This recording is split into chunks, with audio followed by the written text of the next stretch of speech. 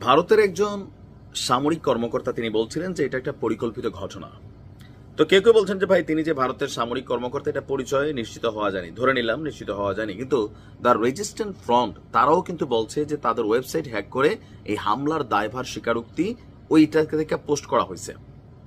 অপরদিকে এই পেহেলগ্রামে 22 এপ্রিল যে ঘটনা ঘটেছে, ভারতীয় সেনাদের অনুপস্থিতি, গোয়েন্দা তত্ত্বের ব্যর্থতা, সকল কিছু নিয়ে মোদির এই সরকার ব্যাপক সমালোচনার মধ্যে আছে এবং এটা নিয়ে একটা রহস্যের দানাও কিন্তু বাজছে।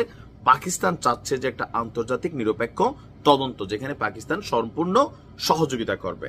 ইভেন পাকিস্তান বলছে it's a false flag mission against Pakistan.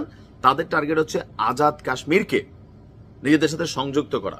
তো এই ঘটনাগুলোর মধ্যে দিয়া আমরা দেখছি যে ভারতের যে গোয়েন্দা সংস্থাগুলো আছে, সেনাবাহিনী আছে বা আরো অন্যান্য ফোর্স, পুলিশ সহ সবকিছু, তারা ঘটাচ্ছে আরেক ঘটনা। এই ঘটনাটার এই গত 5-6 দিনের মধ্যে